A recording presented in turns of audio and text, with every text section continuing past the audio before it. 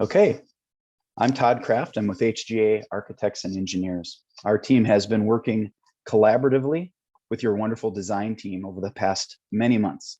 So I'm going to review various project design components that collectively make up the Rise O Church Sanctuary Renewal Project.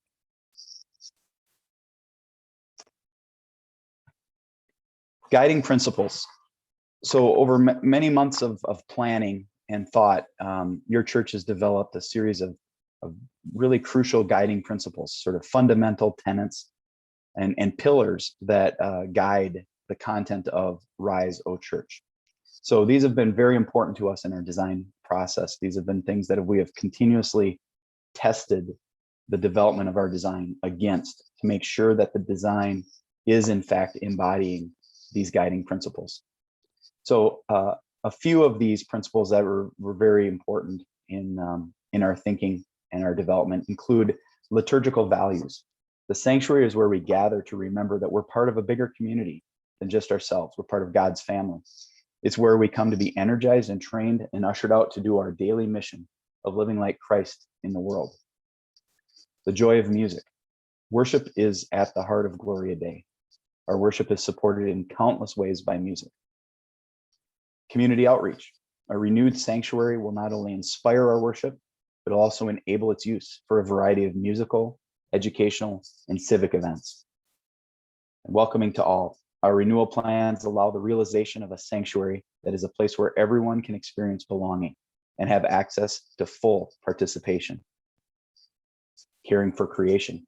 This is a value very important to the church. It speaks to a stewardship of the environment. So existing materials of the current space are reused where appropriate in the design. We've selected low emitting materials used for interior finishes. Existing pneumatic controls on equipment that is being changed or disturbed by this project will be replaced with digital control points. And a very careful, delicate deconstruction of the existing sanctuary space will ensure that materials can be reused by others where feasible. So the purpose of the project of Rise O Church is to enrich our worship, our music, our accessibility, and our service within the community through the renovation of our worship space and the installation of a new pipe organ. So through this process, the sanctuary will gain a more accessible and larger chancel, greater integration of the chapel space into the sanctuary space, a new organ and new organ casework, flexible, configurable seating using chairs, new flooring in the narthex, the nave, and on the chancel, improved sound and audiovisual equipment, and a brighter, more welcoming narthex with new glass doors and windows into the sanctuary. So now we'll review in more detail the components that satisfy those goals and values. So here we have an overall image of the sanctuary, of the nave, the narthex, the chapel, and the chancel area. This will be kind of our key plan that we return to as we work through the list of elements that make up the project. First, we're starting with the extended chancel, as this is really at the very heart of the project in so many ways. You can see the chancel in the foreground there highlighted, and now a zoomed in view. So the goal of the extended chancel, the gesture of the extended chancel, is first of all to reduce the hierarchy that's present in the traditional architecture of the space as it exists now. Bringing that chancel forward toward the community of congregation, lowering the chancel, is an effort to sort of draw people more closely into the liturgy of worship. This creates a sense of engagement and community between congregation and chancel. It provides ample space for various types of musicians, visiting choirs, dramas, and community events that could take place here. And then finally, we'll highlight the accessibility factor. The ramp that flanks the chancel provides equitable access and full participation for all worshipers. Really critical to have access to the chancel for all worshipers. It also provides access to the choir area, which we'll talk about next. So the choir area is an extension of the chancel at the same level, with risers at the rear of the choir area. So the chancel and the forefront of the choir are integrated. Zoomed in view of that. So you can see again the connection of chancel, fore chancel, and choir, and then the two-stepped risers that raise up to provide seating for the choir. So in this configuration, unlike the existing, the choir can sing together facing the congregation. So important for the choir to now be seen, be more integrated with the congregation, and really a visual part of worship, not just an audible part of worship, but a visual part of worship.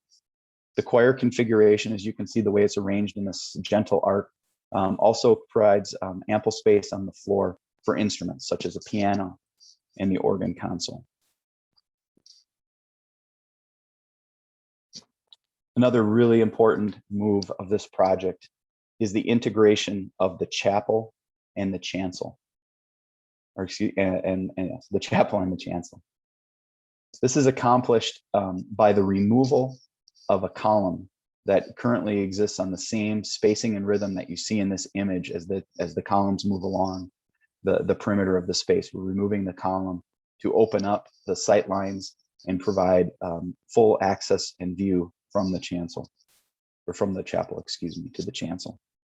So that removal does allow us to connect physically and visually.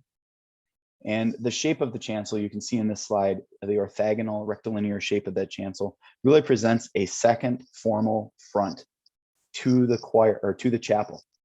So not only does the chancel address in a formal way the nave, it also addresses in a formal way the chapel, which I think really is a formal manifestation of demonstrating the sort of equal participation between those two spaces, so that the chapel has a sense of being really truly integrated into the worship experience. The new organ. The new organ is a central and important and critical piece to this project. The organ is located, as you can see in this image, at the rear of the choir area on the chancel. The organ project as a standalone, if you will, as its own separate project, had goals of being artistically exemplary, technologically up to date, ecologically sensitive, and responsible in the expenditure of resources. Those were driving values as the church decided how to pursue a new instrument. We'll have a rendering later in the presentation that will give you a little bit more of an artistic view of how the organ works and looks in the space. But you can see in the blow up in the upper right a bit more detail of this piece. The vertical facade pipes are arranged as kind of a horizontal sweep across the back of the choir area to emphasize connectedness and eliminate a hierarchical feel. Again, sort of breaking down and minimizing the sense of hierarchy in the space is really key to achieving a lot of the community goals that the church has and embodying that community spirit that drives much of this project. The geometry of the casework of the organ is sympathetic to the choir layout, forming kind of a soft, curved, open gesture, not unlike an embrace. It's really a sense of creating a sense of invitation to worshipers, inviting them into the worship experience. The organ woodwork, and we'll see this in a later rendering, but the organ woodwork is aligned with the architectural cornices running throughout the sanctuary in an effort to kind of create unity and connectedness from the organ to the rest of the architecture of the room. And the organ serves as a backdrop to a layered progression of elements and participants in worship, from the liturgical elements on the fore chancel to the worship leaders and the choir and instrumentalists, and finally the organ. So again, we'll see a more detailed image of the organ in the context of the reimagined sanctuary shortly. Flooring. The flooring in the narthex, the nave, the chancel, and the chapel will all be replaced. And so what we're proposing is that the nave floor, as well as the narthex floor and the chapel floor, will be replaced with a porcelain tile, and the chancel floor, extending all the way throughout the choir, will be replaced with a wood flooring. The tile flooring that's installed throughout the nave and the chapel, as well as the narthex, is an effort to unify all three spaces by rendering them the same. There will be pattern used to suggest a center aisle. You can see in the blow up on the bottom of the screen on the far left, you can see the more dense pattern. And so what we'll do is we'll have a standard running pattern throughout all the spaces, but along the central 10 to 12 feet, we will develop a more dense, varied pattern that will give the implication of an aisle without it being a fixed permanent change of surface using that pattern. And that pattern will also extend into the narthex. So again, another gesture toward unifying those spaces.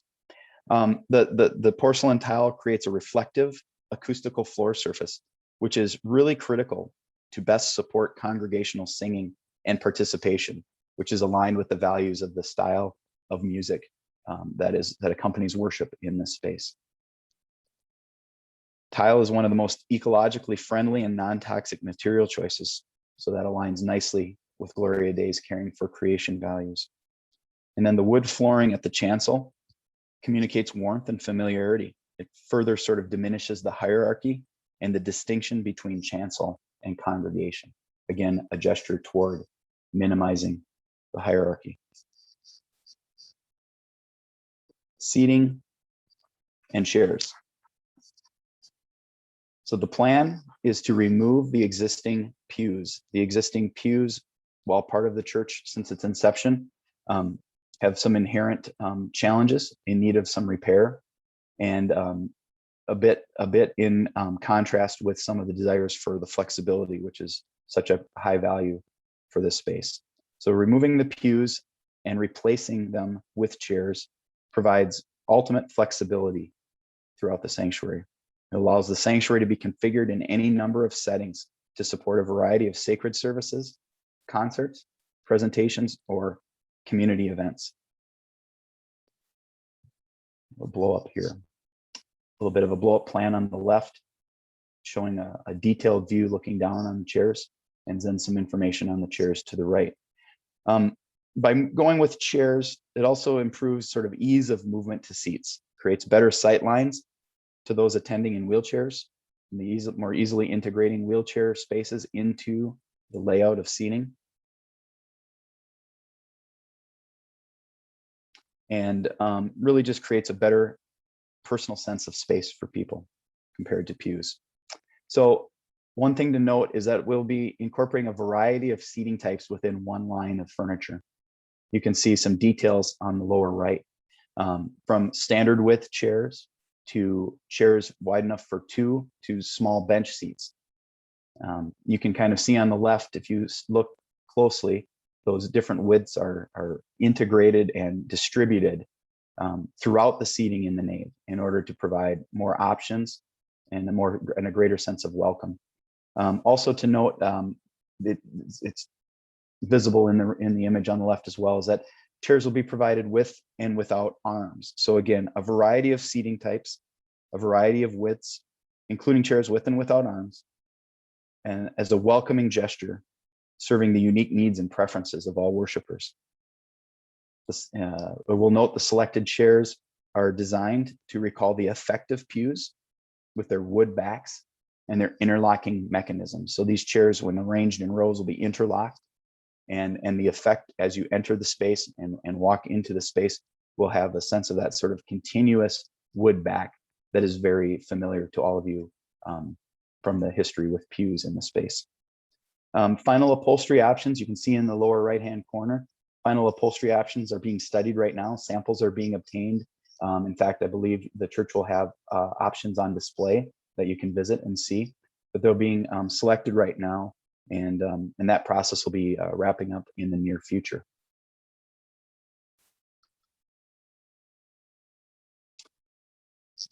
Nave and narthex doors. At the rear of the space, you can see the location indicated on the overall drawing on the left, and then a view in the blow-up image in the circle on the right. The doors that I would say currently separate the narthex and the nave are being sort of reimagined to, rather than separate, to unify. Again, kind of in step with the gesture of the flooring. connecting those two spaces is sort of re-envisioning the wall at the rear of the space, kind of from column to column, as you can see in that image, trying to create a visual and experiential connection between the nave and the sanctuary. Really, this allows those that need to leave the service, whether it be a caregiver for an adult or a child that's restless, and allow that caregiver to take the child out, but to still be engaged, to still participate, and have a sense of connection to worship through the new glass doors and windows. And really think that reduces some stress on parents and caregivers in situations like that, and still allows them to feel like a participant in the service. The other note here on this slide that's important is looking at the front entry doors. And we're planning to replace both the exterior doors and the interior vestibule doors as part of that sequence with doors that are very similar to the doors that will be moved into the image on the right, so that we start to have sort of not only an updated and new set of doors, but doors that visually correspond with what's happening on the interior between the nave and the sanctuary.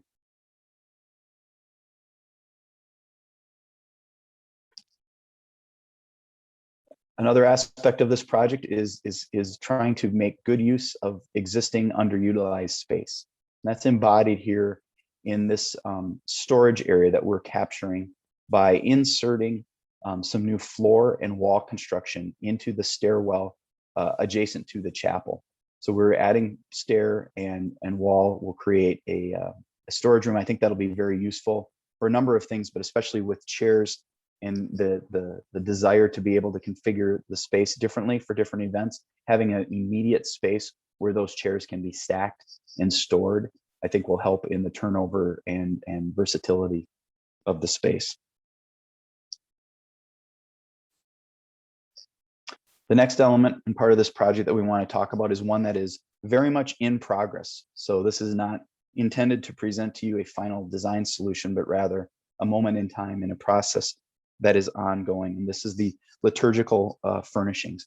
So each of these liturgical furnishing elements is being custom designed as part of this project, conceived in sync and in tandem with the values and the other design moves that have generated the environment, the reimagined worship environment. So this is a bit of a preview, and these furnishings include really the primary and core elements and sacraments of bath, word, and meal. The font embodying the bath, the pulpit, the secondary lectern embodying the preaching and teaching of the word, and then the altar table as the embodiment of the meal and the sacrament of communion. Each of these elements will be designed to be movable. Again, flexibility and versatility and agility of this space is really key in achieving the values and the mission of this project. So each of these elements will be designed to be movable and allow for that flexibility of both the chancel and the nave spaces. You can see a bit of the studies in the blow up, the form of three of those elements of the pulpit, the altar table, and the font. And really, they're being designed to express the duality of both sort of the modern current values of the congregation, but also standing on the history and the legacy of the church and those that have made Gloria Dei home for generations. We're developing strong and clear forms that are undecorated in some way to express the forward-looking impactfulness while utilizing salvaged marble from the existing sacred elements in the space as a way of reflecting the history and the sacred traditions of the church. There'll be gold-colored accents on each of these pieces that connect the pieces to the context of the sanctuary and the very distinctive and lovely gold accents that are part of the space. So additional design development will be ongoing on these pieces, and additional information will be shared as that process continues.